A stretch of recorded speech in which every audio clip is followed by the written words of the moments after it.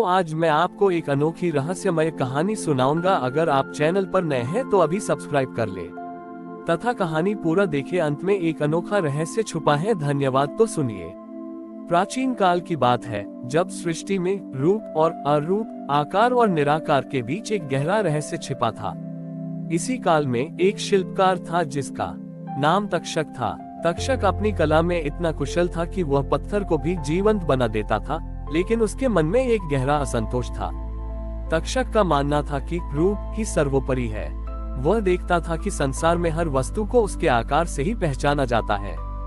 उसने एक दिन प्रण किया कि वह महादेव का ऐसा रूप गढ़ेगा जो आज तक किसी न देखा हो। एक ऐसी मूर्ति जो इतनी अद्भुत हो कि स्वयं शिव को ही उस रूप में प्रकट होना पड़े। कई वर्षों तक तक्षक ने कठोर परिश्रम किया। उसने अत्यंत दुर्लभ पत्थरों और रत्नों का उपयोग किया। वह दिन रात केवल शिल्प की पूर्णता पर ध्यान देता रहा। उसने शिव को अत्यधिक अलंकृत, भव्य, मुकुटधारी और वैभवशाली वस्त्रों में गढ़ा, जैसा कि उसने अपनी कल्पना में सोचा था। जब मूर्ति बनकर तैयार हुई तो वह वास्तव में अद्वितीय थी। पूरा संसार उसकी सुंदरता और कलाकृति की सूक्ष्मता पर मोहित था। तक्षक गर्व से भर गया। वह अपनी इस अद्वितीय कृति को लेकर कैलाश पर्वत की ओर चला। उसका उद्देश्य था शिव को ये दिखाना कि कलाकार की सृष्टि को परिभाषित करता है। जब वह कैलाश पहुंचा तो शिव अपने ध्यान में लीन थे। तक्षक ने बड़ी श्रद्धा से मूर्ति को शिव के सामने रखा। हे त्रिलोकीनाथ, तक्षक ने गर्व मिश्रित विनय से कहा, मैंने आपकी इस मूर्ति को अत्यंत परिश्रम और कला की पूर्णता से बनाया है। यह मेरे शिल्प का चरम है। कृपया इस रूप को स्वीकार करें। शिव ने आंखें खोली। उनकी दृष्टि तक्षक की बनाई हुई भव्य मूर्ति पर पड़ी। मूर्ति वास्तव में अत्यंत सुंदर और वैभवशाली थी। शिव मुस्कुराए और बोले, तक्षक, तुम्हारी कला अद्वितीय है, इसमें कोई संदेह नहीं। तुमने इस रूप को गढ़ने में अपना सब कुछ लगा दिया, पर मुझे बताओ, इस रूप का आधार क्या है? उद्धरण चिन्ह। तक्षक ने कहा, प्रभु, इसका आधार यही उत्तम पत्थर है, मेरा परिश्रम है और मेरी कल्पना है। शिव ने अपनी हथेली उठाए और उस भव्य सुंदर मूर्ति पर रखी। जैसे ही उनका स्पर्श हुआ, वह संगमरमर की भव्य मूर्ति धीरे धीरे गलने लगी। वह न टूटी, न बिखरी, बल्कि पिघलकर केवल धूल और भस्म के ढेर में बदल गई। मूर्ति का सार, अवैभव, सारा रूप निराकार हो गया। तक्षक हक्का बक्का रह गया। उसका वर्षों का श्रम, उसका गर्व एक पल में नष्ट हो गया था। उसकी आंखों में आंसू आ गए। प्रभु, यह क्या किया आपने? तक्षक रो पड़ा। मेरा सारा श्रम, मेरी सारी कला, आपने इसे क्यों भंग कर दिया? शिव ने उस भस्म को उठाया और अपने शरीर पर मल लिया। फिर वह तक्षक की ओर मुड़े। तक्षक, शिव ने गंभीर किंतु शांत वाणी में कहा, रूप नश्वर है। तुम रूप की पूजा करते रहे, पर यह भूल गए कि रूप का आधार अरूप है। जिस पत्थर से तुमने मूर्ति बनाई, वह भी अंततः धूल और मिट्टी ही है। मेरा वास्तविक स्वरूप किसी रूप में सीमित नहीं है। मैंने तुम्हारी कला को नष्ट नहीं किया है। मैंने तुम्हें सिखाया है कि पूर्णता रूप में नहीं, बल्कि आधार में होती है।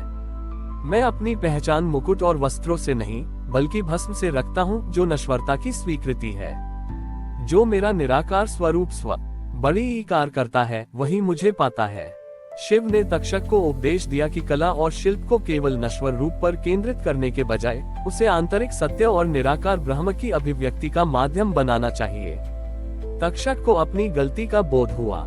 उसने अहंकार त्याग दिया और उस भस्म को प्रणाम किया, जो उसकी कला के अंत और नए आना का प्रतीक थी। उस दिन से तक्षक ने अपनी कला में निराकारता को महत्व देना शुरू किया। उसने ऐसी मूर्तियां बनाना बंद कर दिया जो केवल वैभव दिखाएं, और इसके बजाय वह सरल शिवलिंगों को तराशने लगा, जो निराकार सत्य और आधारभूत स्थिरता का प्रतीक थे। उसका यह नया शिल्प संसार को ये सिखाता है कि सत्य की पहचान बाहरी रूप से नहीं, बल्कि आंतरिक भाव और उसके शाश्वत आधार से होती है। तक्षक की भगवान शिव के उपदेश के बाद शिल्पकार तक्षक की दृष्टि और उसके जीवन का लक्ष्य पूरी तरह बदल गया था।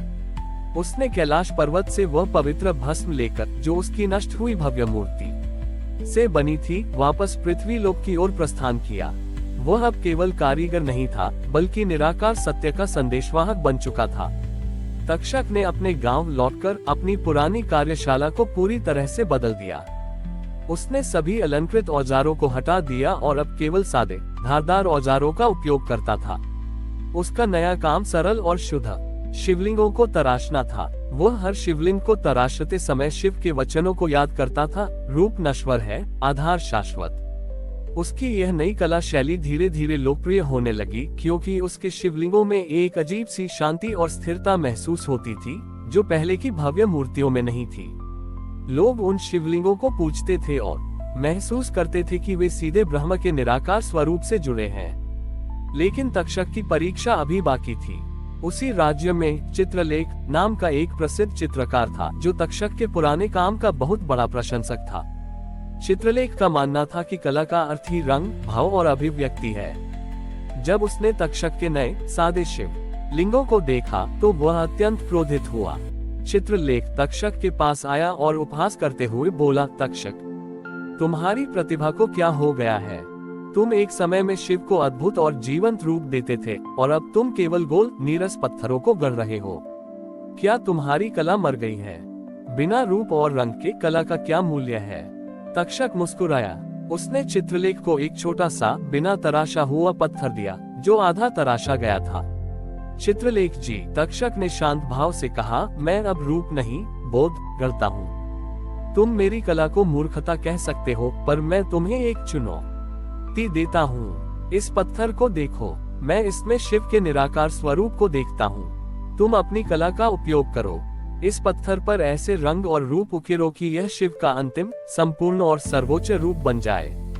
यदि तुम्हारा रूप मेरे निराकार बोध से अधिक शक्तिशाली हुआ तो मैं अपनी कला त्याग दूंगा। चित्रलेख ने चुनौती स्वीकार कर ली। उसने अपने जीवन के सर्वश्रेष्ठ रंगों और कला कौशल का उपयोग किया।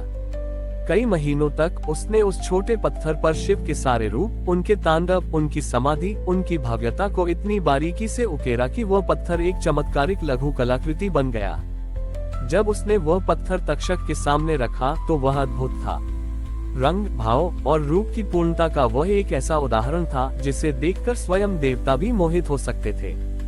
देखो तक्षक, चित्रलेख ने गर्व से कहा, ये है कला की शक्ति। तुम्हारा नीरस पत्थर अब जीवंत है। तक्षक ने उस चित्रित पत्थर को उठाया। उसने एक क्षण के लिए अपनी आंखें बंद की, फिर शिव का ध्यान किया। जब उसने आंखें खोली तो उसने उस पत्थर को गंगा जल से धो दिया।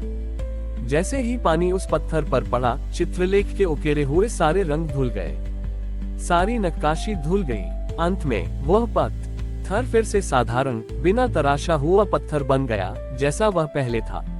चित्रलेख ये देखकर सन्न रह गया। तक्षक ने शांत भाव से कहा, चित्रलेख, तुम क्षणिक रंगों से शिव को बांधना चाहते थे। तुम्हारा रूप अद्भुत था, पर वह जल के एक स्पर्श से धुल गया। तुम्हारी कला नश्वर थी। मेरा निराकार बोध, जो इस पत्थर के आधारभूत तत्व में है, वह अविनाशी है। शिव न तो रंगों से बंधे हैं, न ही किसी आकार से। उनका सच्चा रूप केवल स्वीकृति और निराकार ध्यान में पाया जाता है। चित्रलेख को अपनी गलती का गहरा एहसास हुआ। उसने समझा कि कला का उच्चतम लक्ष्य केवल सुंदरता गढ़ना नहीं, बल्कि शाश्वत सत्य को इंगित करना है। वह तक्षक के चरणों में गिरा और उससे निराकार ध्यान का ज्ञान प्राप्त करने का आग्रह किया। तक्षक ने चित्रलेख को अपना शिष्य बनाया और सिखाया कि कला का सच्चा मूल्य उसमें नहीं है जो दिख रहा है, बल्कि उसमें है जो उस रूप से परे है। इस प्रकार तक्षक ने न केवल अपनी कला को बचाया, बल्कि चित्रकला के अभिमान को भी शिव भक्ति के निराकार सत्य में विलीन कर दिया। हमारी और भी आध्यात्मिक एवं अनोखी कहानियां देखने के लिए हमारे चैनल